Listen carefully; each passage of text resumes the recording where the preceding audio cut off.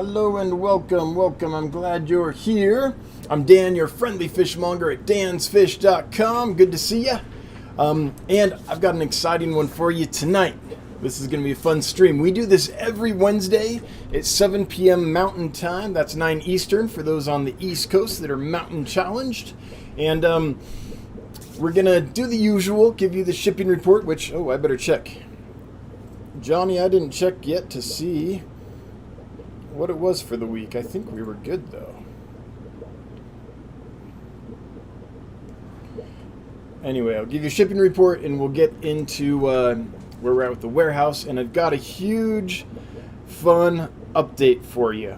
A whole bunch of new fish that we got in. Not a whole bunch. Not like a full, big old import or anything, but quite a few new fish to talk about. And we have a cool giveaway, too. So just got the text from Johnny. It's, as I suspected, another week of no losses. So the shipping report this week is 100%, which means 100% of the fish that we sent arrived alive and seemed to be in good health when they arrived, and we haven't heard of any problems from our customers. Now, we rely on our customers' reports to know this, so if you did have a problem with the shipment, if you lost some fish or something, you can let us know. You can do that here live in the comments. We don't mind being transparent about that stuff.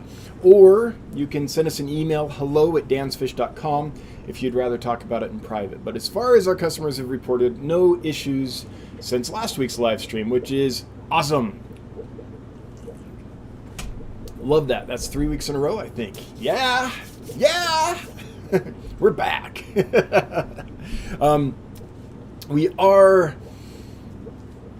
weather's changing. We are trying our best to make sure we pick the right number of heat packs or no heat packs, the right sizes of heat packs, because the weather's varying tremendously around the nation right now, and it seems like we're doing good. We're over 99%. Good, that's where we want to be. We never want to have more than 1% losses. In fact, we like it around 0.5%.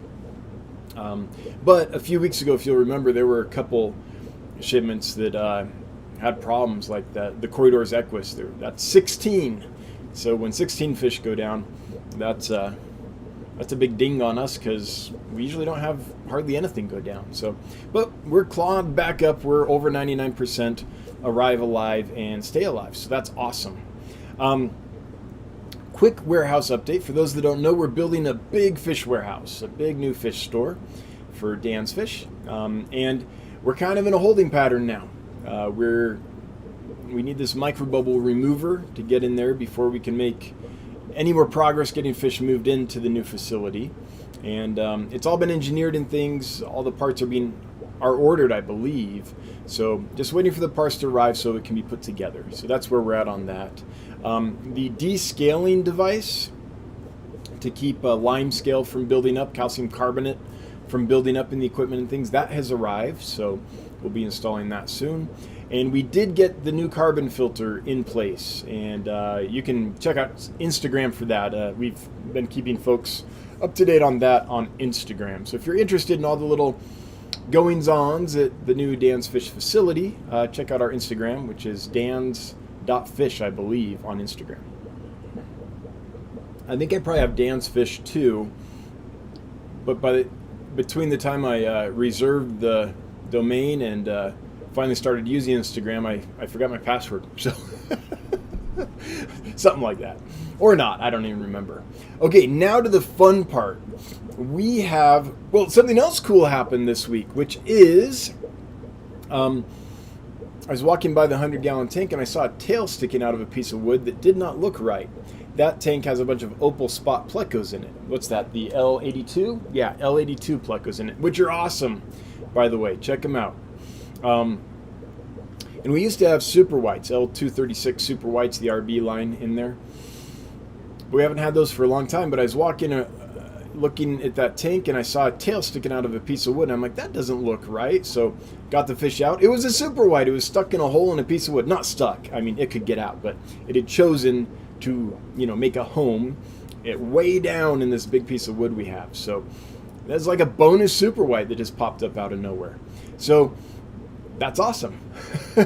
So I don't know if anyone was shorted a super white before when we couldn't find the last one. If you were, I'm sorry. But yeah, bonus super white. That was pretty cool.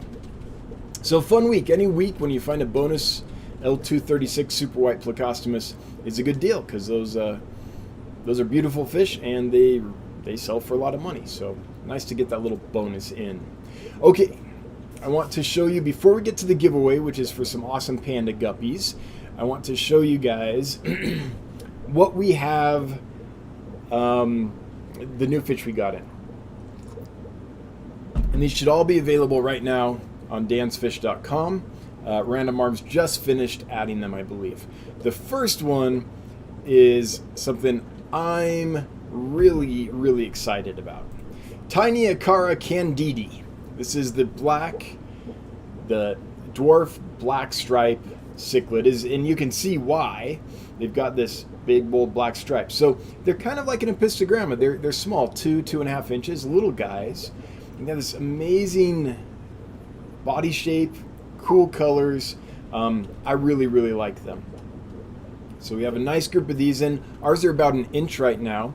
They're just starting to show some color, and not a problem with them. They've been rock solid from the beginning. They're eating really well on frozen foods. We're transitioning them to pellets, but they're pretty picky about it. So if you were to get these, make sure you've got some frozen food at least to start them with. They're transitioning. It's just they're not quite there yet. Awesome little fish. This is my first time seeing it in person, and I was really glad we could get some, and really glad that they came in just great shape. Siamese algae eaters, the best algae eater out there, in my opinion. They'll eat hair algae. They'll eat any algae that isn't free floating, so as long as it's attached to something, and isn't like green spot algae. Green spot algae is too hard for almost any fish to get, but they'll eat blackbeard, they'll eat hair algae, they love algae. Now they do grow to about 4 inches, so it's not a fish that you can keep long term in like a 10-gallon tank, right? They're going to need a bigger tank, but great active algae eater. And these are the real ones. This is worth looking at. This picture right here. So this shows you the the flying fox. See that kind of gold iridescent line up above the lateral line, and the black on the fins? And then compare that to a Siamese algae eater. You don't really have that so much, and there's no black on the fins. The fins are clear. Also, extra barbels on the flying fox. So just kind of a good picture showing the difference. That's kind of cool that they did that. Okay, we have some of these. They're small, so they're not showing the red yet. But these are the Maracapuru redback angelfish. And right now ours look pretty silver. But as they grow and mature, they'll develop the red up on the back there. So they're called the redback, or sometimes the red shoulder. Similar to some of the other locations that have the red on them, but this is the Maracapuru location. More pygmy corridors, because everybody likes them. They're just cool little fish. Ours are about 1/2 inch right now. And they're true nano cory. They're not going to get very big. They're cute little cories. Do best in big groups, like all cories almost, except for lineage 1. Lineage 1 cories can be alone, but most of the others, including these guys, really should be in large groups. We got some anchor catfish, dwarf anchor catfish. I have some pictures, but they are hard to take pictures of. The camera literally doesn't know where to focus. They're so well camouflaged. There's not the eyes the camera can't lock in on. There's no nice smooth long surfaces for it to lock in on. It's just this really camouflaged, bumpy kind of. It's like a stealth fighter. Where does the radar lock in? Nowhere. That's kind of what the camera's doing when it's trying to take a picture. It's focusing all around it and not getting on it. Some yellowtail eels. These I like a lot. Oh, this is a good picture. This kind of shows the yellow on the tail. And they range from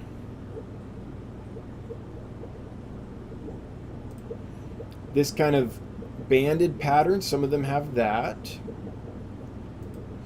And then we have some really large ones that look a lot more like this.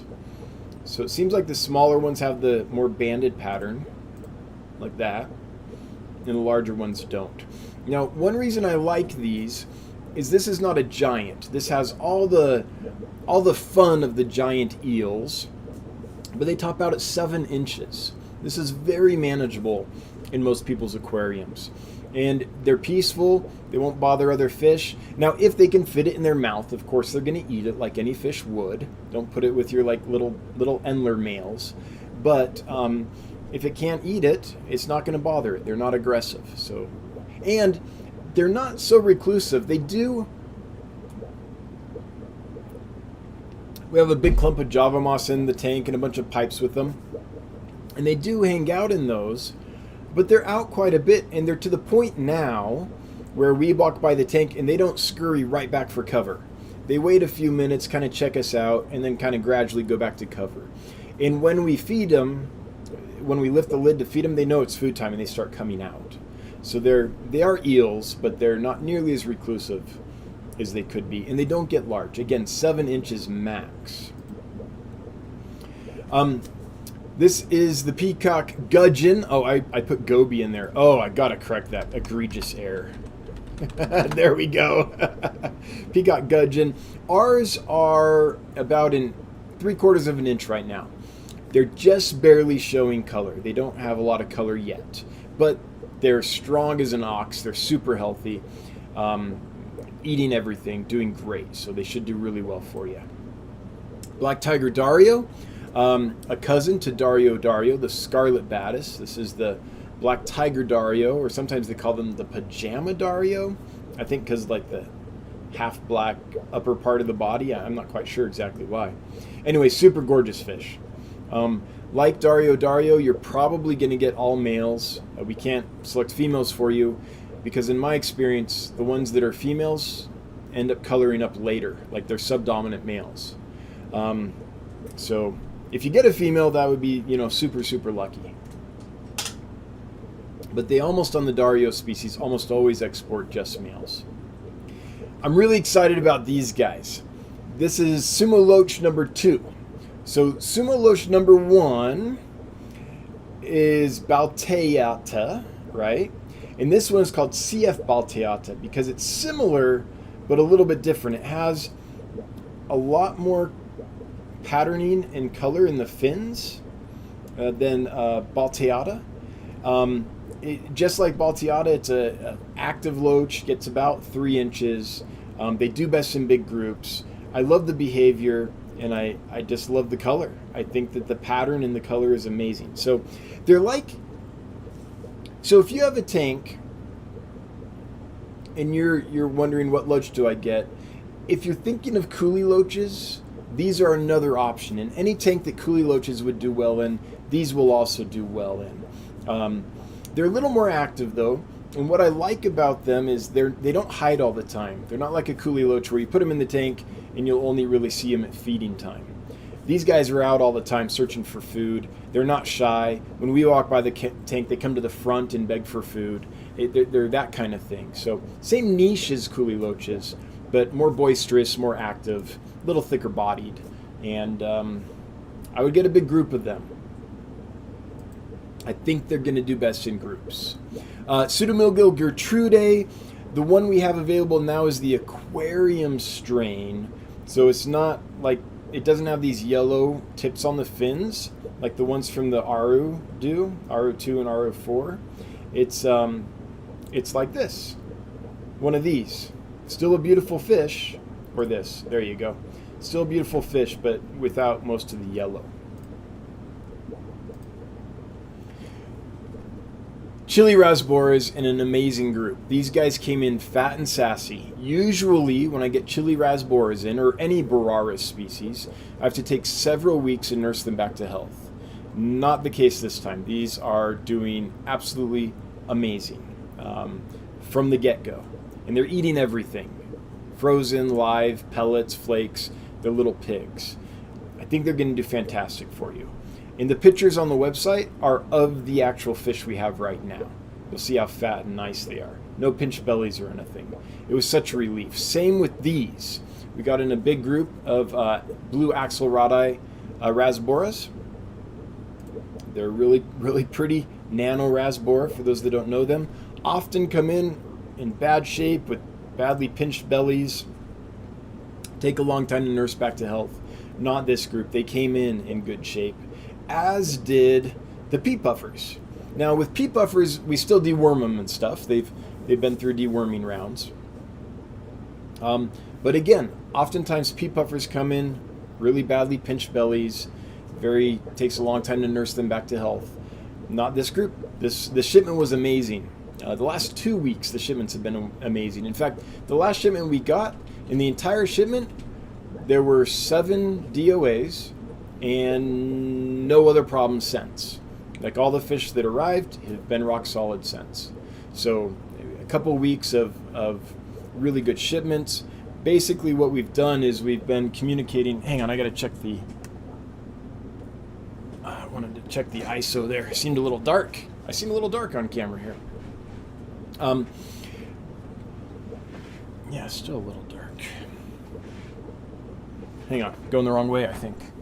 Yeah, that's good. Okay, hopefully that looks a little better. Anyway, we've been working with one of our suppliers, and we've been giving them temp recording mechanisms and things like that, so that they can see what's happening in the box when they ship them to us, because they were arriving a lot colder than they should have. So we fixed that problem. Now the boxes are arriving in good temperature.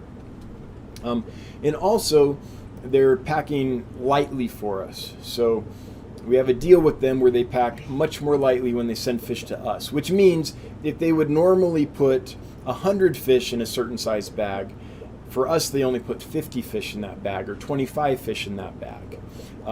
So it's been really nice fixing the temperature issues, working with them to get that fixed, and lightly packing has made the difference that we're trying to make in the fish industry, right? That fish are treated more humanely and are healthier when they arrive and all that stuff. So I'm really happy to report that the last couple of weeks it's worked really well.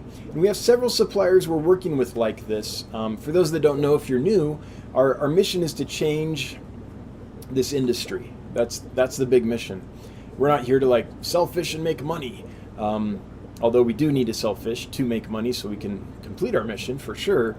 But what we're trying to do is make it so that when you receive fish, when a customer receives fish, they arrive alive, well taken care of, handled with love, and do well for the customer because they're not stressed out, sick messes.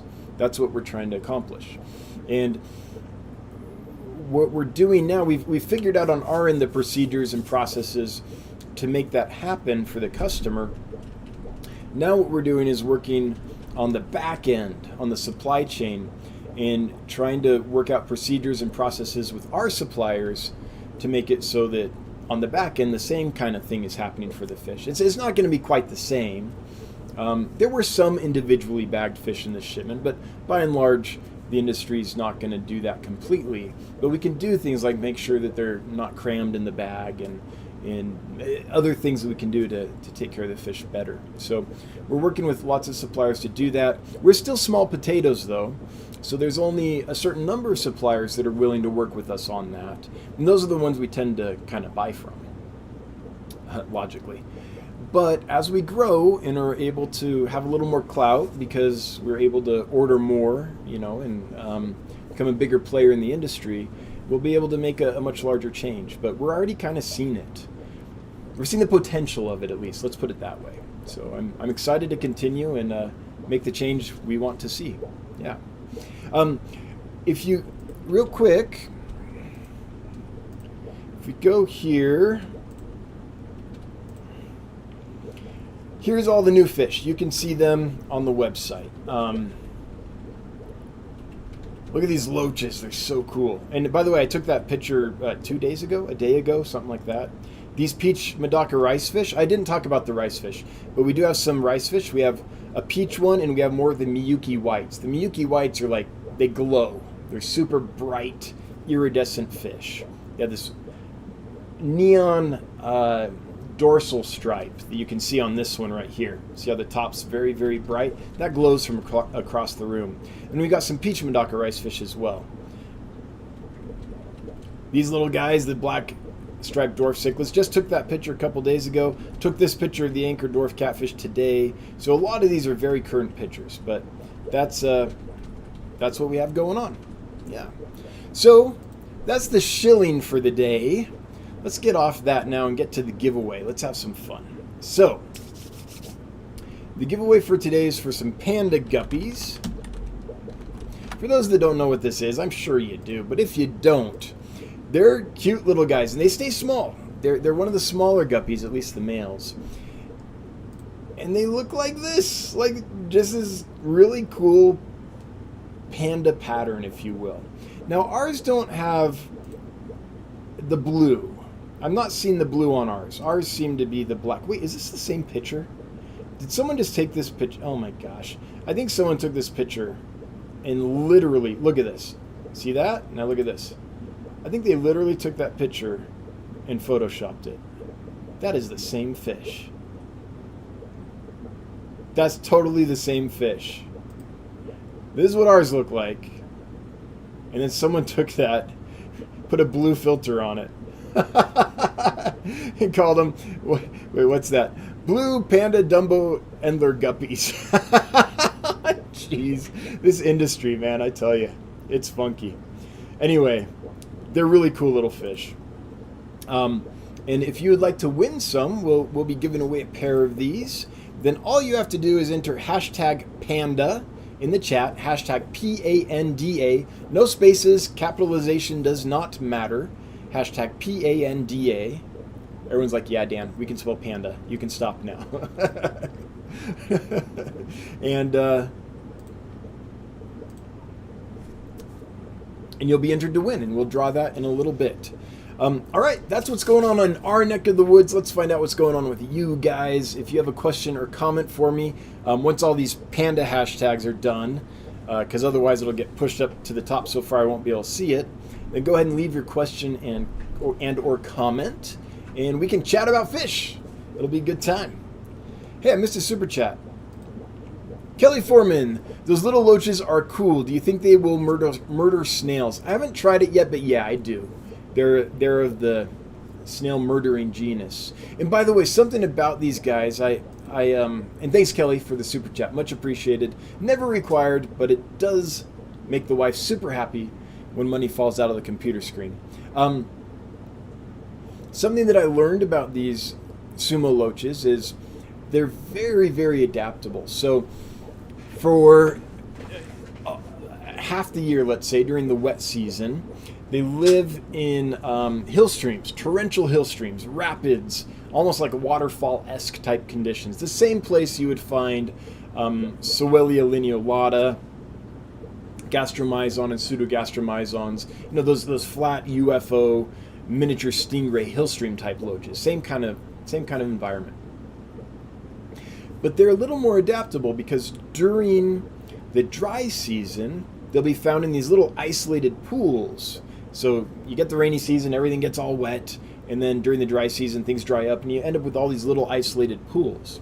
So they can go off and live in these pretty stagnant, isolated pools during the dry season. So they can live in high oxygen, really clean, high flow, just really, think of the ideal trout stream with rapid flow and rapids everywhere and a waterfall up in the distance. Like, they can live there, but they can also live, you know, in the pond on the side of the road. So really adaptable, cool little fish. All right, I'm going to shut down all these pictures that I had open, because that's a lot of windows to have open for my poor little system to try to keep up with. All right, there we are. Now we're back. Let's see here. Random Arms, did I miss another super chat? Hopefully not. Nope. Okay, good. Good. I always feel bad when people throw money at me and I don't even say thanks. Before we get into the questions and comments, I want to thank my moderators for being here. Thanks so much, everybody. Appreciate you being here and doing what you do. Paul Soltero, are you selling fish out of the warehouse yet? No. So Paul, we took some test fish over to the warehouse, and for a while everyone did okay, but eventually it was evident that the micro bubbles were annoying the fish. So we took the fish back out of the warehouse, and we only took a couple kinds over. We took some horned gara, and a little later we took some severums over. And once it became evident that the micro bubbles in the water were annoying them, we removed them, and they're back here now. So what we're doing in the meantime is designing and building a microbubble eliminator. So it's this big mechanism that removes tiny little bubbles from the water. And that's been engineered, it's all designed. The parts have been ordered. As soon as the parts get here, then we'll be installing that. And as soon as that's installed, then we can put fish in the system. So, yep, and until we find the next hiccup. Like, this is a big science experiment, but I think that's the only hiccup, really, that we're going to run into. Fish ion tinctics. Will you get hovering zebra loaches? Oh, I want to. Are you talking about those little loaches that look like rosy loaches but have the zebra stripes? Let's see. I think you are. Yeah, these guys. I want to get them, yes. Now, that being said, I don't see them around very often, or I would have brought them in already. I saw them in Mike Monge's fish room, I believe.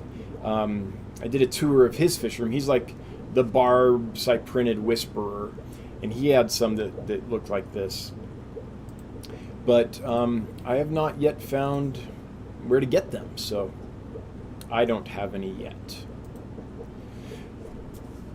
But as soon as I find them, I'll definitely try. If they're from a reputable supplier, sure. Chonsworth, I'm putting together 150-gallon river hillstream setup. Any stocking ideas for fish that like lots of flow? Yeah, a lot. So, hillstream loaches, of course. Sumo loaches, we were just talking about those. Darters, love that stuff. Native darters. Orange throat darters are spectacular. A lot of the native shiners like that stuff. Really high flow. Rainbow shiners, crimson shiners, war paint shiners, fiery black shiners. Pick your shiner. Most of them like good flow. And if you don't know the fiery black shiner, let me show you this.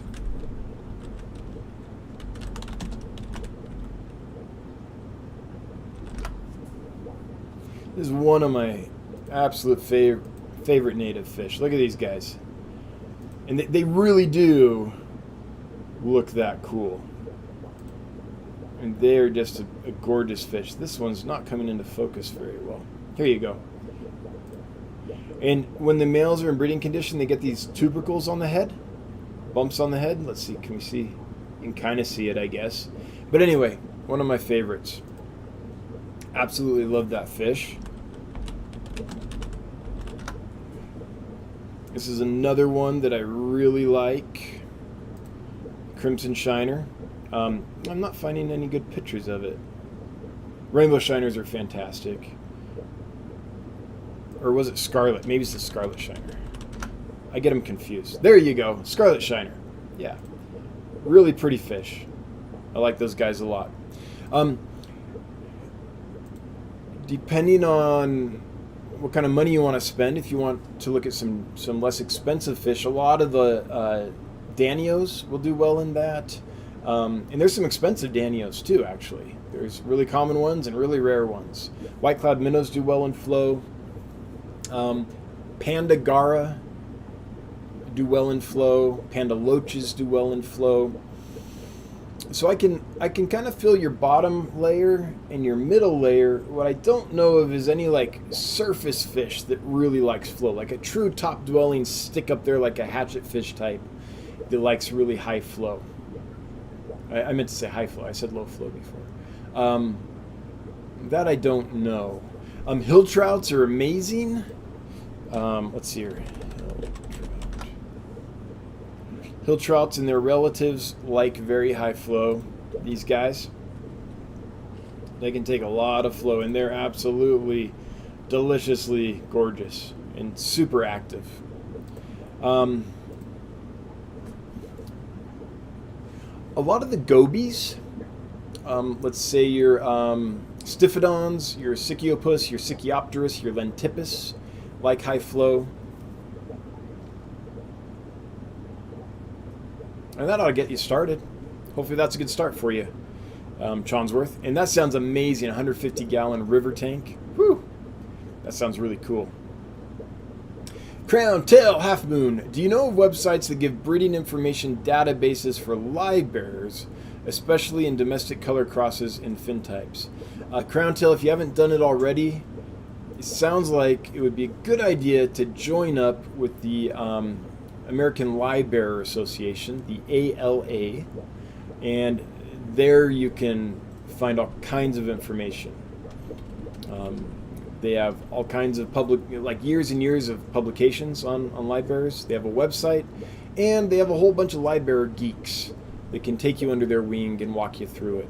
But I don't know of like a website that does that specifically, although I know there's some I've stumbled across in the past, but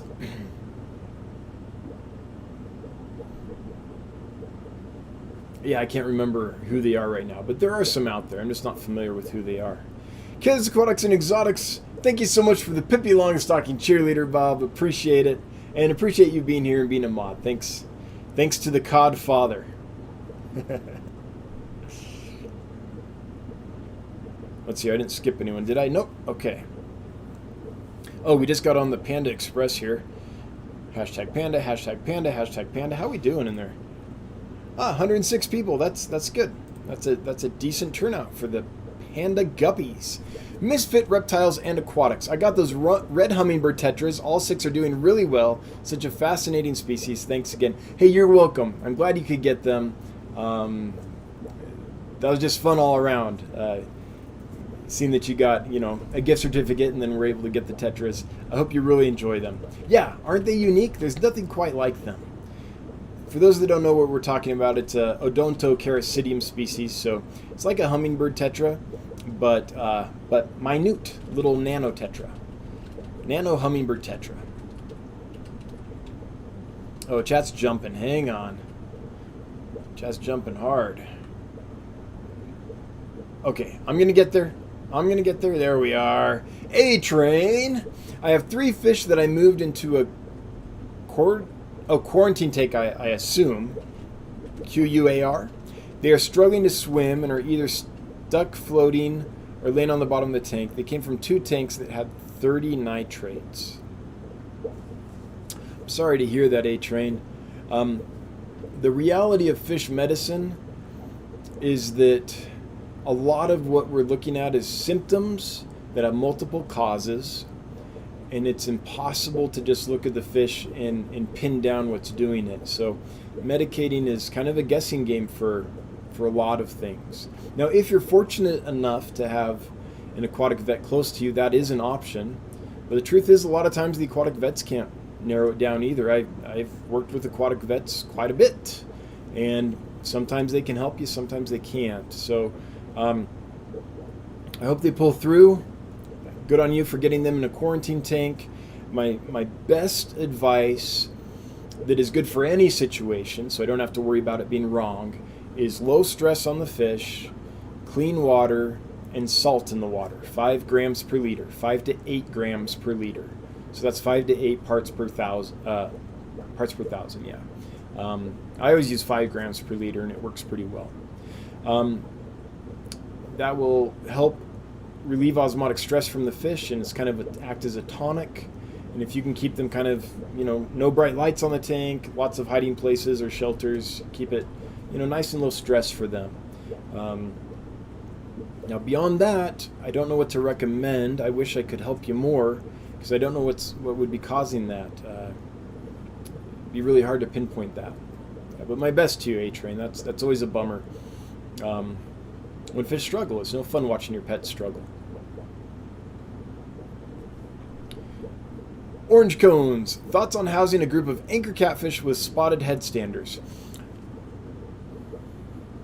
I haven't thought about it till now, Orange Cones, although I should have in anticipation for this question. Knowing Orange Cones. I think you would be okay. I'd have a plan B ready, but I think you would be okay. Because the anchor catfish are really, really armored, and they're going to like hunker down during the daylight. So I doubt the headstanders will be able to bother them. Maybe have some little caves or driftwood in there for them to hide under, things like that. I think you'd be okay. That being said, headstanders are very inquisitive. What I'm worried about is the eyes of the dwarf anchor catfish. Because they kind of find a spot and like to just hunker down in it and hang out. And if they're there just chilling, I wonder if a headstander would pick at their eyes. That's the only thing I don't know, Orange Cones. Johnsworth, already got that one about the awesome river tank. Toad Tamer, good to see you. I feel like it's been a minute. I have some Uchi Creek rainbows that I'm trying to breed, and the males will display every morning, and the females will go along until they just stop. Anything I can do? Well, do you have a spawning mop in the tank? And if you do, you might not be seeing the females go through with it, but they might be going through with it when you're not around. I'd be really surprised if you have spawning mops in there and everyone's well fed and everyone's sexually mature if they aren't laying a few eggs a day. So here's one thing about rainbow fish is they're continuous spawners. So they're not like barbs or tetras or other fish which will go and just lay a whole bunch of eggs at once. In those cases, those egg scatterer cases, you put a male or two males and a female together, and when they do go to spawn, they go and they spawn many eggs within a couple hours or so, right? So you'll see a lot of eggs being scattered in a short period of time. But rainbow fish, being continuous spawners, will only lay a few eggs a day. So that female, over the course of a day, might lay only 10 eggs. So a lot of the time, the male's displaying for her and flashing. She's like, oh, that looks cool. And she goes over, but she ain't ready to lay an egg yet. So I think it's pretty normal to see that a lot of displaying and then a lot of letdown if you're there watching with rainbow fish and other continuous spawners. But if you have a mop in there and you leave it for a couple days and pull it, you might be surprised to find there's eggs in there, even though you didn't see the act itself. You just saw the lead up. So I mean that's my thoughts, Toad Tamer. If everyone's sexually active, sexually active, sexually mature and healthy, then they're probably also going to be sexually active. Let's put it that way.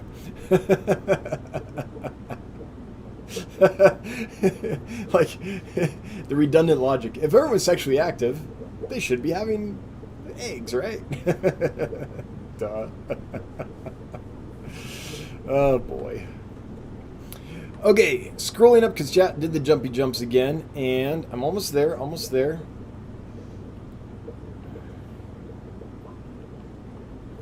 Okay, see one from Slow Go. I have 50 to 70 bronze Corridors babies in a 10-gallon tank. Really cool. I think we're talking about Corridors Aeneas.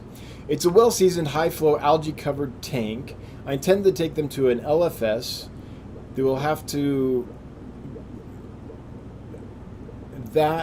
Will I have to move them before ready? Oh, yeah. In a 10-gallon tank, there's no way I don't think you're going to be able to raise that many Corridors to size because you're going to experience a crash. Now, if it's a constant flow-through system and the tank's getting changed over 20 times a day or something like that, yeah, maybe. But, and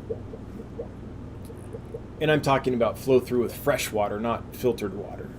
So, but that's probably not the case. So, no. In a 10-gallon tank, what will happen, you see this with any group of fish when he tries to raise too many fish in too confined a space. You'll see with guppies, killies, cories, whatever. Everyone will go along, everything's great, and then one day you'll come in and there'll be big problems real quickly. Just because the tank can no longer handle the biomass because the fish have grown to a point where there's so much biomass the tank just goes into a crash. So no, you're going to need to separate them. I'm imagining you'll sell them to the pet store at about an inch in size. And I don't think you're fitting 60 to 70 inch long corridors in a 10-gallon tank and having them be healthy and having the tank itself be a balanced system. You're going to need to separate them out into several tanks or into a much larger tank. Basically, here's the challenge with baby fish. You have to keep food in front of them all the time, and you have to keep their water clean. Now, cories eat a ton, so the idea of keeping that many cories well fed and their water clean in that size tank as they grow, I don't think that's something that's going to probably pan out.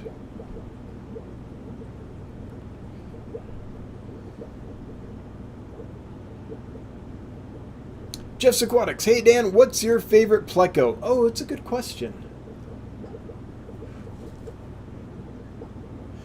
Right now, it's the L397 Allen Keer plecos.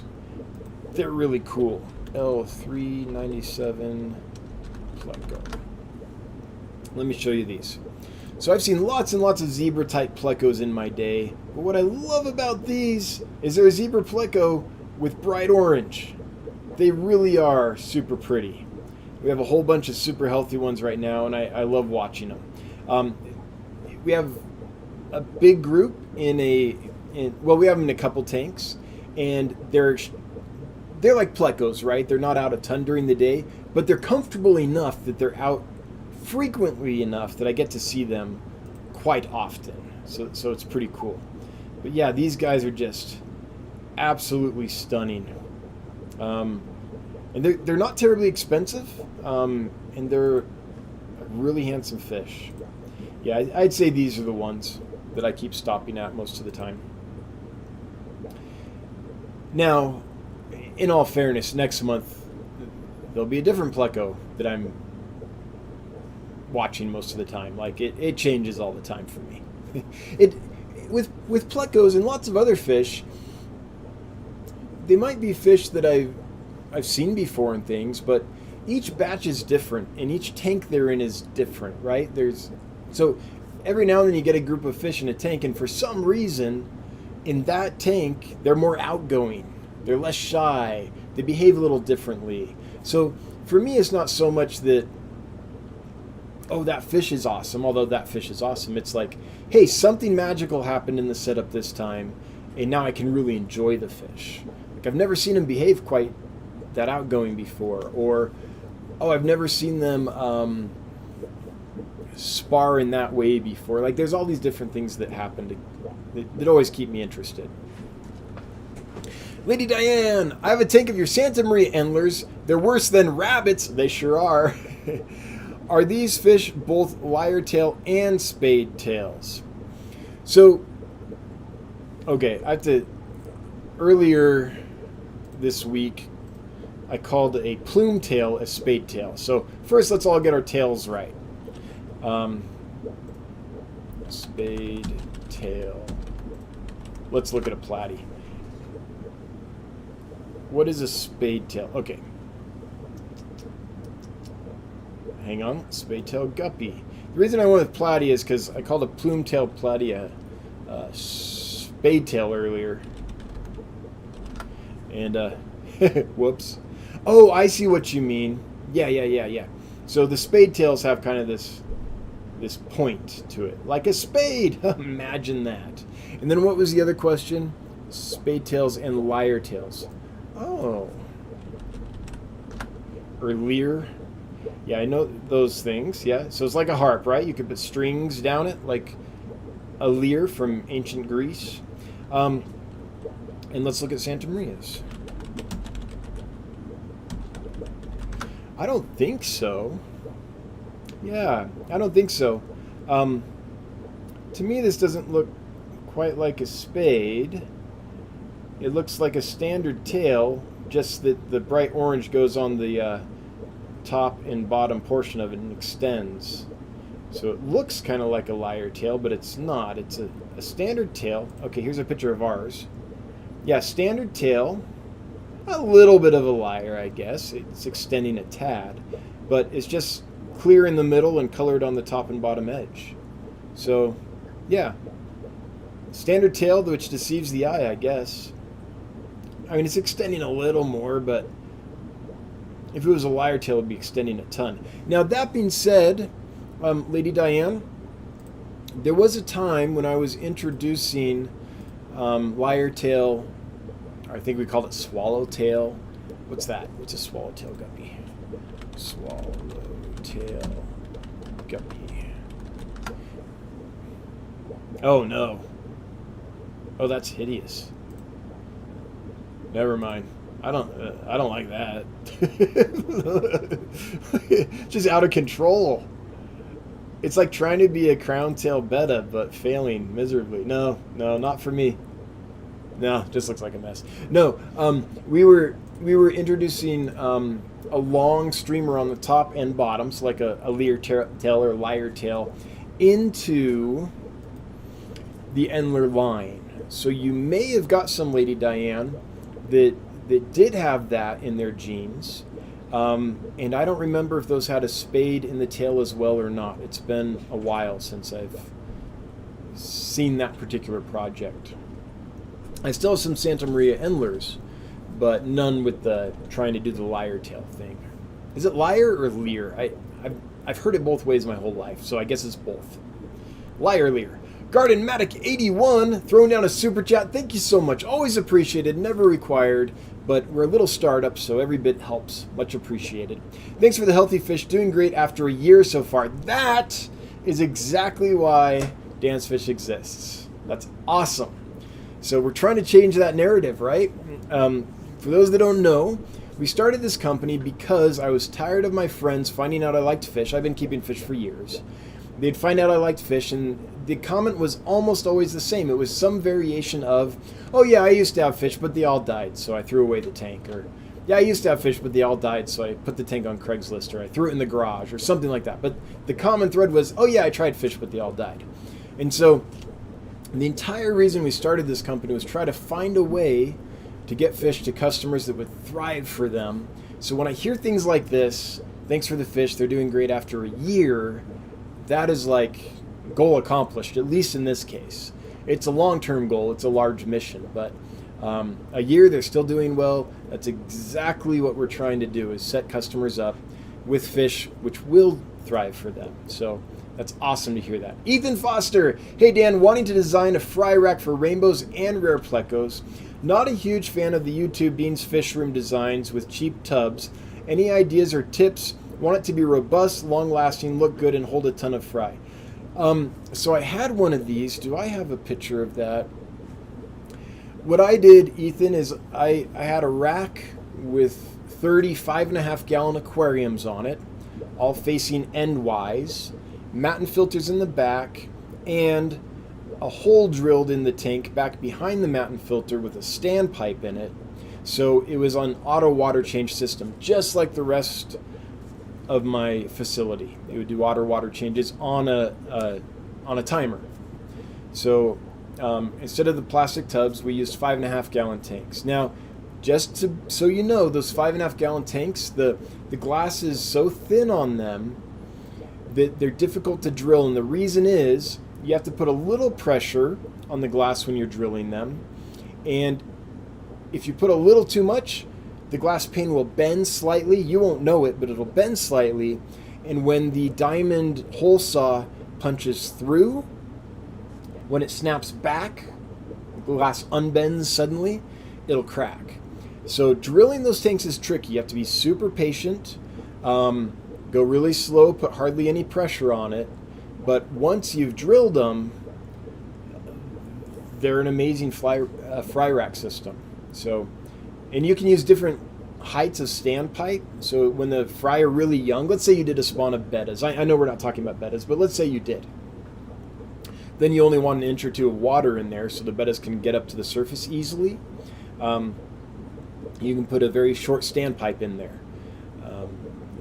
As they grow, you can put larger standpipes in there. So it's a pretty flexible system. The Hamburg Matin filter on the back is a lot of biological filtration and keeps any fry from going back and getting sucked into the standpipe, even tiny fry. So that's what we did. That worked pretty well for us. Oh.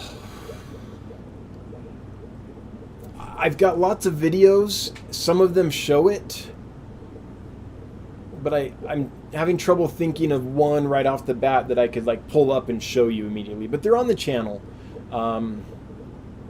somewhere back in the day. It's been a couple of years since I've used them. As we expanded the store, my breeding space shrunk, right? As I needed to keep up with demand from the customers, it was harder and harder to have space to breed the fish. So anyway, Ethan Foster, I'm laughing because I just saw the male version of Pippi Longstocking jumping up and down at me there. But Ethan, I thought that the kind of 5.5 gallon tanks, you could probably do it 2.5 gallons as well. But I thought that was like a good way to do that. That was a little more stable and didn't look, you didn't have flimsy tubs. No offense to flimsy tubs. I mean, they work well in lots of situations too. Killers Aquatics and Exotics throwing down the male version of Pippi Longstocking. Thank you, Bob. Always appreciated. And way to be inclusive. We got the girl and the guy. Lady Diane, thanks, Dan. Hey, you're welcome, and thanks for the super chat. Always appreciate it. It's never required, but it helps, and I appreciate it. And hopefully, Lady Diane, hopefully I cleared that up for you a little. I know I didn't completely. I just can't remember exactly what the tails on the swallowtails look. They were kind of variable because we were just starting to try to get lyre tails on those Santa Marias. Richard Reynolds, can you have more than one of those eels in a larger tank, 55 gallons plus? Oh, yes. I have several of them in a 40-gallon breeder. They are not aggressive to each other. They seem to be just fine in groups. So I don't think you're going to have a problem. In a 40 breeder, I think I have like 15 or 18 of them right now, which I know is a big bio load, but we change 40% of that water every day. So, they're fine. And they don't mind hanging out together. They dogpile on top of each other. I haven't seen any aggression, and in my research for that species, I haven't read about any aggression. Now, if someone here has kept the eels, and this is my first time with them, so I'm still new to them. Let's be upfront about that. So if anyone else has kept those eels and has any cautionary tales, let us know. But I haven't run across anything about aggression. They seem to be quite peaceful and happy together. So Richard, I think you could get a good-sized group in there. Again, they're only going to grow to 7 inches. Jan P. Does beneficial bacteria like Fritzyme need refrigeration once opened? Jan P, I can't answer that because I've never used Fritzyme. The only beneficial bacteria product I've used is the one from Dr. Tim's. And I'm not trying to promote it. I'm not affiliated with Dr. Tim. I don't have, any stake. I don't get a kickback, nothing like that. But they did help me out in a hard time. So I used to do discus, and there was once when I had a whole bunch of tanks cycled up for a new batch of discus that were being imported. A few days before the import came, I can't remember how, but I killed the cycle in all the tanks. I think it was like 3 a.m. and I was super tired and put in like tablespoons of ammonia instead of teaspoons, something like that. I just did a dumb, I'm super tired and overworked kind of error and killed the cycle. And you can do that, by the way. You can put too much ammonia in the tanks and kill the bacteria that like ammonia if they get too much. So anyway, I was in a pickle. I had a whole bunch of discus, like a lot of discus, boxes and boxes of discus arriving in a few days, and I didn't have any cycled tanks to put them in. And discus will absolutely melt under ammonia and nitrite. So big problem. So I didn't know what to do. I researched products and came across Dr. Tim's, and his was convincing. He went to the same university I did. He went to UC Santa Barbara, shout out. And I know his department. I know the people he studied under, and I know their rigor. I used to do a little consulting for that area with the fish stuff. And I read he did a doctoral dissertation on it. Made sense. And so I bought his product.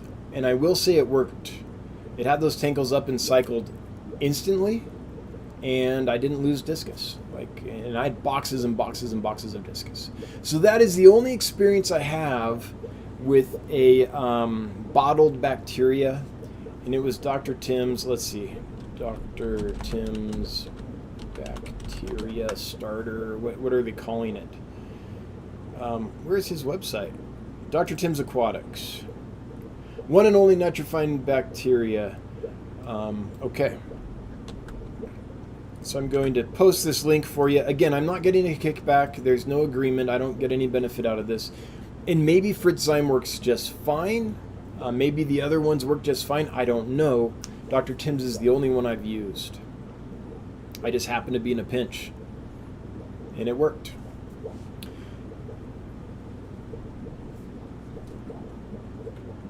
Okay. Upper Aquatics. Thoughts on mixing headstanders and angels? I think that would be fine. Yeah, I think headstanders and angels would get along just fine. In fact, have I tried that? I can't remember if I've tried that or not, so keep in mind that I'm just going off how I think they would behave if they were mixed. But I would try that. Yeah. It's always good to have a plan B, when you're trying something new, just in case, but I would try that.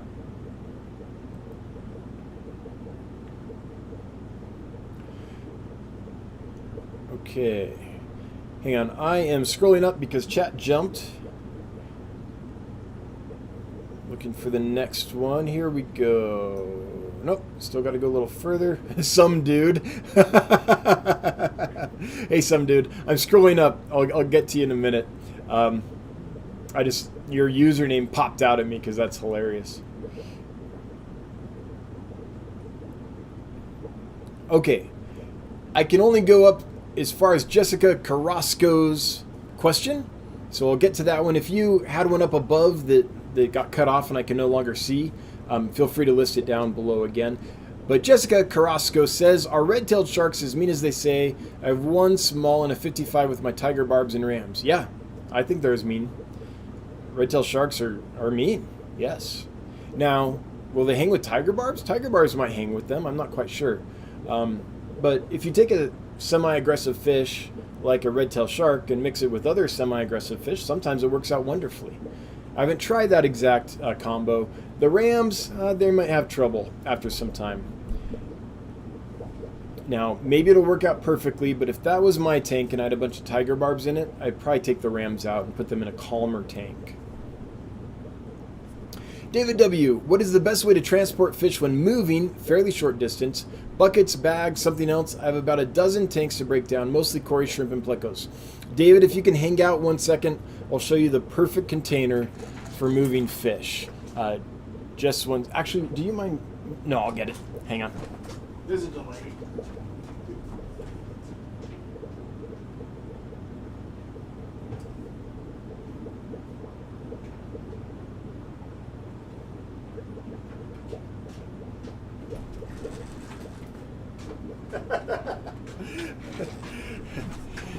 Thanks to Random Arms for covering for me. I was going to ask Random Arms to go get it, but there's a delay, so he would not have heard that for a while. Okay, I learned this from Candy Overholes. When Candy Overholes moved to Seattle to work for the Aquarium Co-op, well, she was already working for him, but bagatelles. She brought all her fish down to me to ship to her there, to get them there, right? So I shipped all Candy's fish from here to Seattle to help her with the move.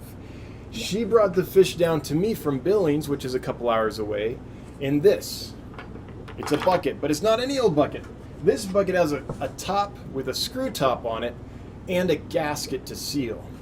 So you can actually take this screw top, screw it right in, get a nice tight seal. Your fish aren't going to get out of there. If it happens to fall over in the back of your car, it's probably going to be more or less waterproof. The fish aren't going to fall out on your, upholstery in your car and die and ruin your upholstery. This thing's awesome. I don't think it would be very hard at all to drill a hole right here, just big enough for an air line, and put an air line in there with a battery-powered air pump to keep air going in the bucket the whole time. This thing is what I would recommend. Fill it about, a third of the way with water, have the rest just be air, and have an air stone in there on a battery-powered air pump, or a USB air pump, or one that you can plug into your cigarette lighter, or whatever, that kind of thing. But that I thought was awesome. Now, Greg Sage has a method that he used to use when he'd go to shows and things, where he would take a whole bunch of stacking garbage cans that he would get real cheap, and the stacking garbage cans, when they were stacked, would have, a good distance between the bottom of one and the bottom of the one stacked into it. And so he had put a couple inches of water in there, put fish in there, stack a garbage can, put a couple of inches of water in there, put fish in there, stack another garbage can. So you could get this big stack of garbage cans in his van or whatever, and move them in a pretty compact form. Now you might need to bungee those to the wall or something so they don't fall over or whatever, but that's another method. If you can find some cheap garbage cans that stack nicely and have enough room between them, you have water and a layer of air. I don't know if you would be able to have an air stone in there for that, and let's see here, fairly short distance, so you probably don't need an air stone. One thing I would do, I would really suggest this anytime you're moving fish, is I would treat them like I was shipping them, meaning I would fast them. I'd get all the poop out of their intestines, right? And I'd make sure the water is really clean that they're being transported in, because you never know when you're going to get a flat tire, or your air conditioning is going to go out and they're going to get hotter than you thought, or any of these things, right? So how do you do that? Well, I take all the fish. Okay, so I take a big container that I could put a bunch of water in. Say, like, I don't know, a 40-gallon trash can that's clean, something like that. I put in 5 grams of salt per liter. Salt really helps fish in stressful situations. Every fish I ship has 5 grams of salt per liter in it, 5 parts per thousand. And it doesn't need to be grams, because depending on the granule size, you can't really do it by volume. If you have table salt, you can fit more of that in a teaspoon than you can a teaspoon of rock salt or melt salt, right? So you kind of have to do it by grams. So I dissolve 5 grams of salt per liter into that. In a 40-gallon tank, you can use a spectrometer as well. In a 40-gallon tank, that's going to be probably somewhere between 2 to 3 cups if you're using like water softener or salt crystals. Sodium chloride, not potassium, or whatever the other ones are, just pure sodium chloride, right? Anyway, I would fill that with water. I'd put the salt in. I'd get a air stone in there or a pump, and let that go for 12 hours, 24 hours. Gas off the water, dissolve everything, make it stable, make sure if it's going to have a pH swing, it happens already, all that. So the water's now stable, gassed off, and salted and oxygenated. I would take that water, put it in all the buckets, take my fish the night before I need to move them, put them in the buckets. The next day, I would use the same water, clean water, and do 100% water change in those buckets, because those fish are going to poop overnight. Now, you've cleaned out their intestines, more or less. A pleco might be packing a little snack that'll come out later. But more or less, you've cleaned out their intestines. And they have nice, clean, salted, gassed off, stable water for the move. So that's how I would do it. Now, if you're just going, 5 minutes down the road, don't worry about that. But a fairly short distance, that's relative. If it's a few hours, maybe it's 3 hours, it might be worth doing that in case you get a flat tire or whatever, or they need a little more time sitting there before you can get the tank set up and get them in there. I don't know what the situation is, but those are my thoughts about that. Hope that helps, David W. Alexander Engelhart is in the house. Alexander, thanks for being here. I'm late. Well, you've paid the late fine, so we forgive you. Thanks for being here, Alexander. Thanks for the super chat. Always appreciated. And it's hard to make that sound sincere every time. You and the other regulars, do super chats. But please just know, you and the other regulars, I'm thinking you, Kelly, I'm thinking you, Bob, that it's most appreciated and most sincerely meant. Or David W., if you're having a real hard time and you've got 50 of each of those species you're trying to move, you can just send them to me. I'll sell them for you. Ira Nelson, is parrot feathers too big for a 90-gallon? I think, Ira, you're talking about parrot cichlids?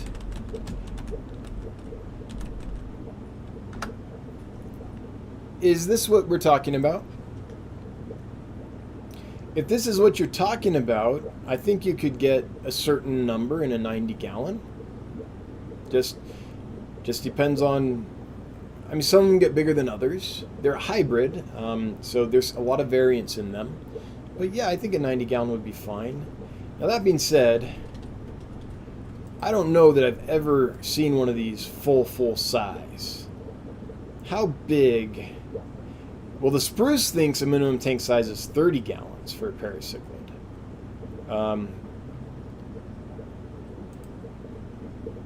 Who is this?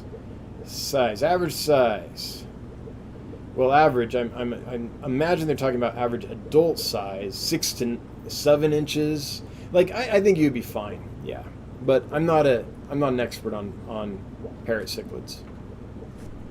Everybody's saying it's a plant. Oh, parrot feathers is a plant? You asked the wrong guy. I know nothing about plants. Sorry. Well, what is parrot feathers? Now I have to see this. All right, let's go on a field trip. Quick field trip together. Parrot feathers plant.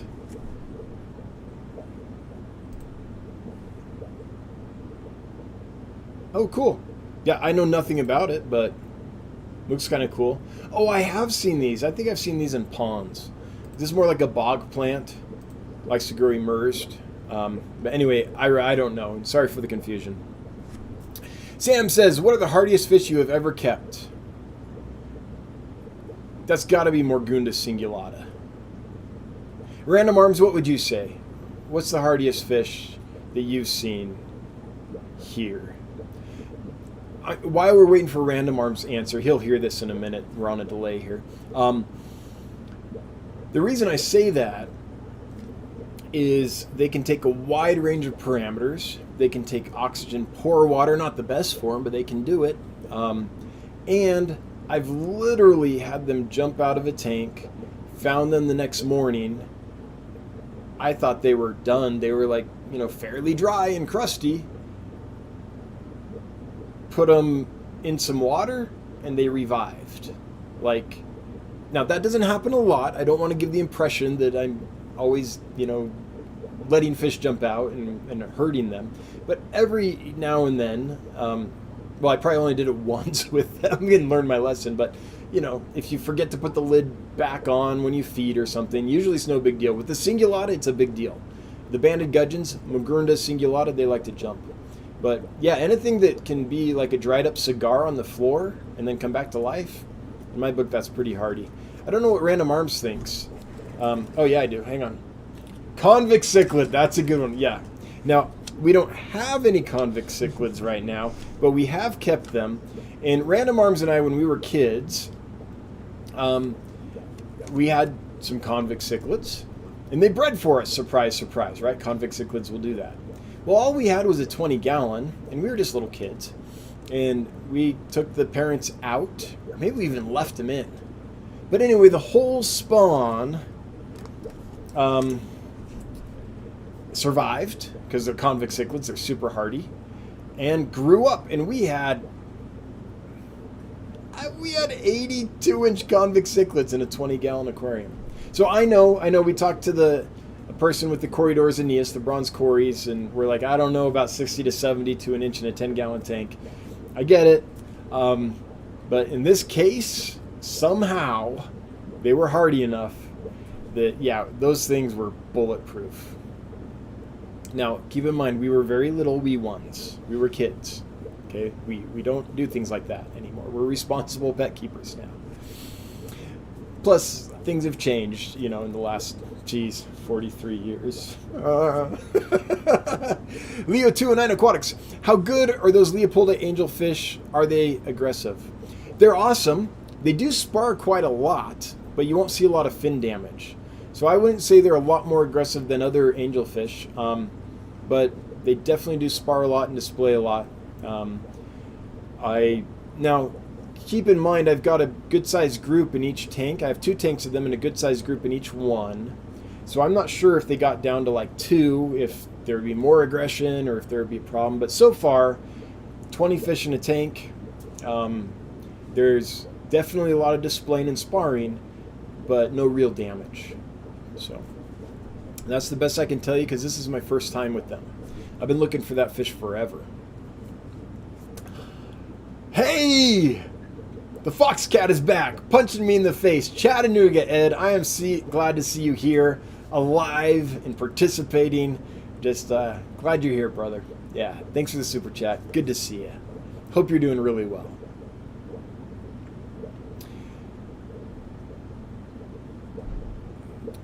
Bunny Viper, any ideas if you might get archers in again? Yes, I will. I need more small scale, but would also buy clouded. Yes, I want to get both in, Bunny Viper. Same story as last time you asked. Just, got to get through this transition and try to find a good supplier of them. Leo209 Aquatics, I got 2 L397s. Need a female. Both are male. Oh, yeah. Does happen. Unfortunately, mine are too small to really sex, so I couldn't help you out with that. I wish I could. How big will the 397s get? Asked the Guppy Ranch. The Guppy Ranch? The Gumpy Ranch. Sorry. I want to say 4 inches. L397 Pleco Planet Catfish. Okay, let's go to Planet Catfish together. Well, that doesn't look right.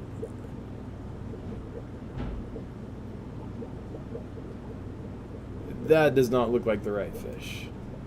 Oh, that was 379. That would explain it. I was like, what?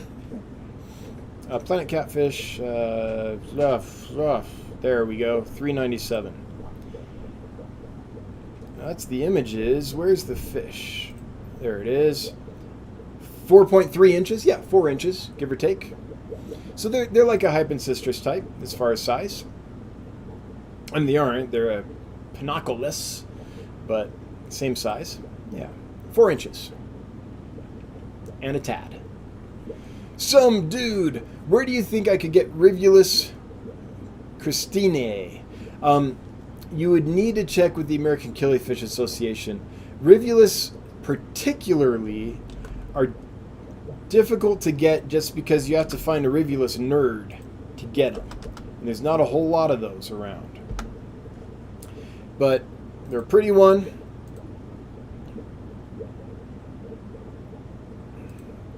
It looks like Franz Vermeulen, is that how you say his name, has some. Wow, is this Christier? I don't know if that's Christier, but yeah, I would say the American Killifish Association would be your best bet. If you're going to the Triple Crown, actually Quadruple Crown event in Louisville, Kentucky, this June or July, I believe, the American Killifish Convention will be there, and if you can't find them there, you can't find them anywhere. Well, they might not be there in person, but someone there is keeping them. Crown Tail Half Moon. Oh, telling folks to type out dance fish. Yes, that helps a lot. Male cribs are a great example of a spade tail. Thank you, Paul. I'll never forget that again.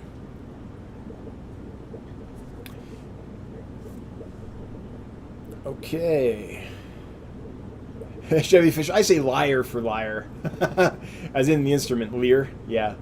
Lyre, lyre. Yeah. Right? It's Pan from Greek mythology, playing his lyre. Or wait, was that a flute? Nah, I'm not gonna tangent this. Luigi is better. I know that Candy Root catfish are illegal to keep, But do you know of any catfish in the family that aren't blood-sucking parasites or legal to keep? Or are legal to keep?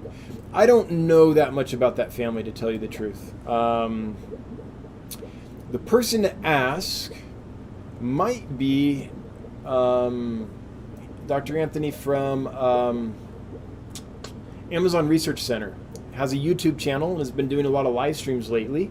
So if you check out the Amazon Research channel on YouTube, that might be a good question to ask him on the next live stream. Pretty cool live streams too.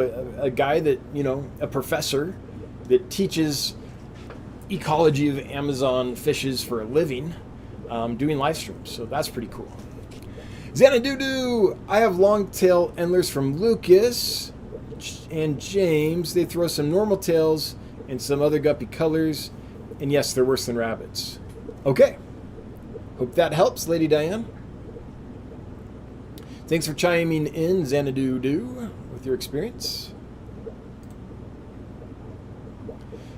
Johnsworth, in a 150-gallon tank, how many gobies are too many gobies? I have a fever. The only cure is more gobies. But I already have 6. Well, it depends on the species. If we're talking massive sleeper gobies, that's one thing. If we're talking like Rhinogobius or Sicyopterus or anything, I mean, I've kept 80 Stiphodons happy and healthy in a 40-gallon breeder. Again, 40% water changes a day and lots of pipes and stuff and broadleaf stuff for them to chew on, stuff like that. But yeah, they were colored up, healthy, happy, no signs of trauma. So 150-gallon, you could do a lot.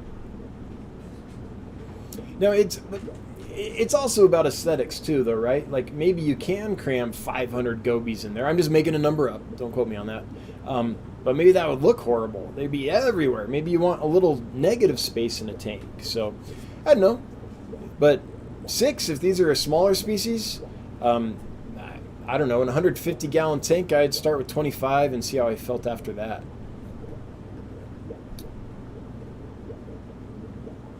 All right. Hang on, chat jumped again. I'm working my way.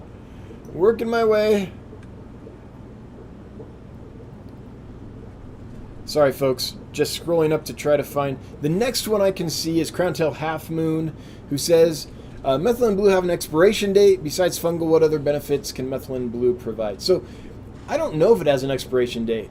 I've used some super old methylene blue before, and it worked just fine for me. So methylene blue is an oxidizer.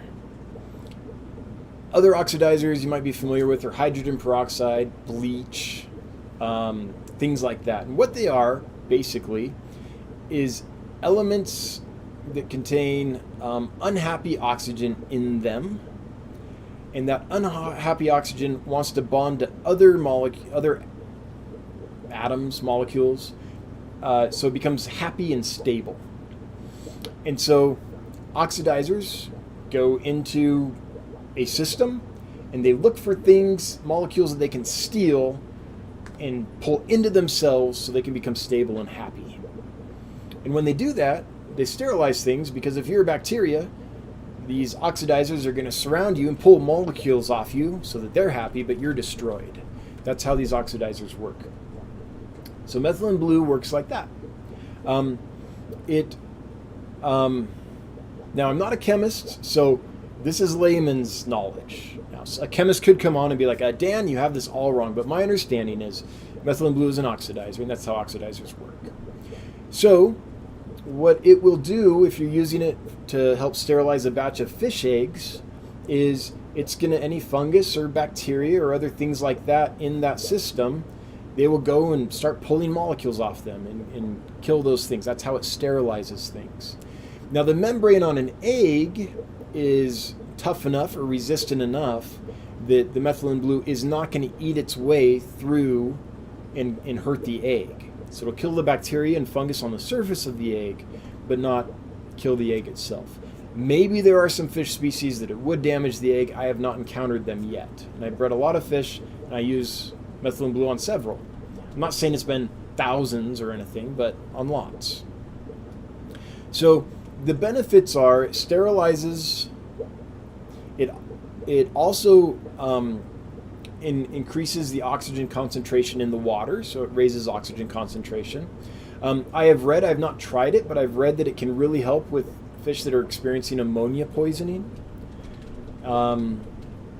Again, double check that, but there's research out there. And when I say research, I mean actual like scholarly papers on some of this stuff. And the other thing that's neat with a clutch of eggs is if an egg is infertile, it will penetrate the cell wall and it will go into the egg and turn it this, color. So you can easily see the infertile eggs and pull them out. So that's the basic benefits as I understand them. Again, not a chemist. Toad Tamer, it has been a minute. It made my day that you remembered me. Is Dr. Tim's the same as Tim Miller Morgan? No. Different Dr. Tim. So, completely different guy. I finally made my way cross country to try to get into his aquarium science program. That's awesome, Toad Tamer. Yeah, that's awesome. And, when you graduate, hit me up. We're hiring frequently here at Dan's Fish as we grow. Leo 209 Aquatics, what's a good number of Leopoldite angelfish to get, and how's the temperament on them? So I think I already talked about this, but personally I would get a group of 6 to 8. Again, I'm new to this fish, but just from what I've observed, 6 to 8, that would help spread out any aggression, and it would help ensure that you end up with at least 1 or maybe 2 pairs at the end of all this. So I think that would be enough. Now, I don't know if they're more aggressive than standard angelfish or not. I know Bob Steenfot kept a group of them long term. I believe it was in a 40-gallon breeder. If you look at Bob Steenfot's channel from a couple years ago, you'll see some videos on his Leopoldi angelfish and how he kept them.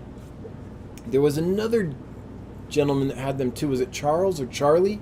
He was a college student, and he was making videos for a little while. I think I have the name wrong. And he has some Leopoldi angels too. But I saw both of them keep groups of, I think Steenfot had 6 or 8, if I remember right, in aquariums together without any problems long term. So I'm just going off that. I don't have any real experience with trying 3 or trying 4 or, trying a pair or whatever. But 6 to 8 tends to be a pretty good number for fish that are, I guess you could call them semi-aggressive maybe, of that kind. If anyone here has more experience with Leopoldi angelfish than I do, would you chime in and help us out here so that Leo has some more knowledge to draw from? Because I'm just guessing and basing it on what I've seen other people do. 5 more minutes, we can do this. Eric Convoy, can an air pump create too many bubbles that build up on the surface? I don't know if an air pump could do that, but what can happen is you can get like a film on the surface, a film of lipids or proteins that kind of build up on the surface, and that can trap air. Anytime I've seen like really fine bubbles accumulating on the surface, it's been because I'm doing too heavy of a water change. And the water I'm putting in there is not stable. So you're putting water in the tank that is not, if you're seeing this like after a water change, it's fairly normal because the water you're putting in, if it's not aged and gassed off, that will happen in the aquarium. And in that process of gassing off, it'll form all these tiny little bubbles that will accumulate at the surface. So anytime I've seen that, it's water changes and or I have some like a film on the surface that's built up. Ira Nelson, it's a plant. Yes, now I know dragon feathers are a plant. I thought it was a typo and you're talking about, or parrot feathers, sorry. I thought you were talking about parrot cichlid. Yeah, everyone knows but me apparently. Maria Z, Dan, parrot feather is a plant. All right, it is 8:27, so we're going to get to our giveaway. This is for at least a pair of really nice Panda Guppies. We've had these for a long time. They're doing really well. They're nice fat ones, and they're cute as a button. And the winner is Liam O'Connell. Liam O'Connell, you have won a pair of Panda Guppies, maybe more, we'll see, but at least a pair. You have 2 minutes to chime in and let us know you're here, because you do have to be present to win. Otherwise, it's a huge letdown when the person that won the raffle isn't even there, right? We've all been there and seen that event. And while we're waiting for you, Liam, I'm going to try to get one more here. Tengri, can Epistos go together with Crabinzis or with other Epistos? Yes and no. I've seen that work in some situations, and I've seen it not work so well in others. So I'd have a plan B ready. Depends on the tank, depends on the setup, depends on the Episto, depends on the crib. There's different species with different levels of aggression. Some of them pair off and have a tight pair bond and only need a little corner of the tank. Others form big harems, and one male will have like 20 females around him, and he'll defend the whole tank against all comers. So it depends on which species and what their society is like, I guess, for lack of a better term. Are we here? There he is. Hey, Liam O'Connell, would you please send us an email with your first name, last name, and mailing address to hello, HELLO, at dancefish.com. Hello at dancefish.com, and we'll get your shipping squared away with you. Congratulations. All right, we have 1 minute. Let's try to do one more. Anthony Brown, in your walkthrough video, you said you're pulling water from a river. What type of filter system, and does it strip out minerals in the water? Oh, Anthony, that's going to take a long time to answer. So I would recommend you look at another video, which I will link here for you real quick, that shows the entire filter system. Let me try to find it real quick.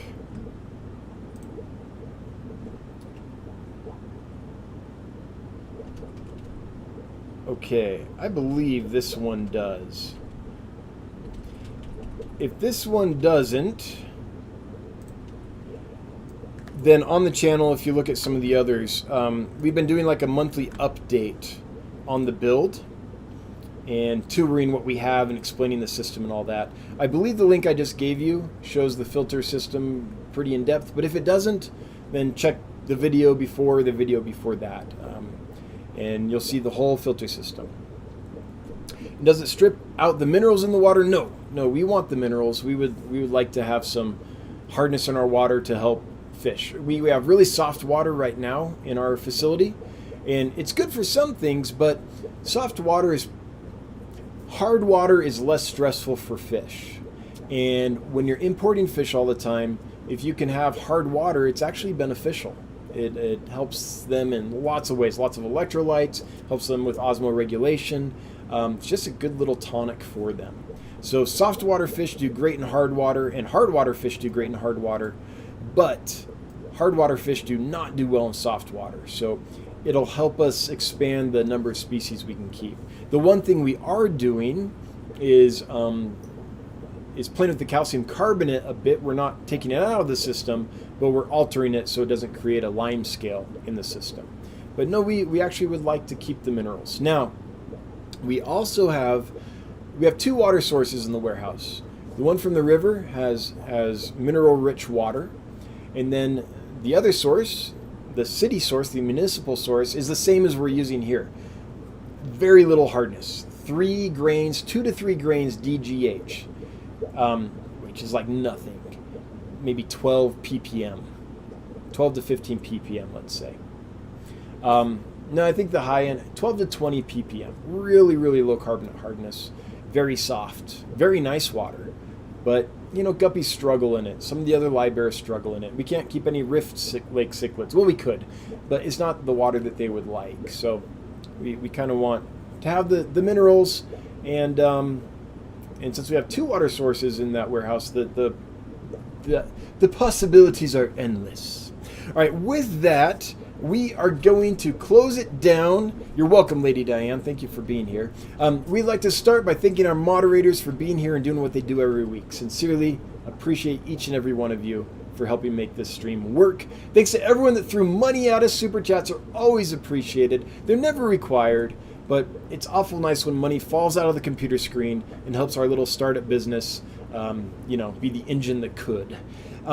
Thanks to everyone that left a question or comment, making this discussion more lively. It's always helpful when people ask things and say things so we have a discussion going instead of me just trying to fill an hour and a half, which I've done before, but it's not as fun. And if you're lurking, well, hail the Lurker Nation. If you're watching on the replay, thanks for being here. Hello from the future? And if you're listening to the podcast, thanks for listening. Thanks to Michael Mellier for making that happen. We'll be back next week, same bat time, same bat channel. I forgot to ask again if Punchy Paints is going next. Yes, Pam is next. So in half an hour-ish, Punchy Paints will go in next. If you want more Fish Fam chat goodness and some cool artwork, then check out Punchy Paints. With that, we're going to sign off. Thanks, everybody. Have a good one. Bye-bye.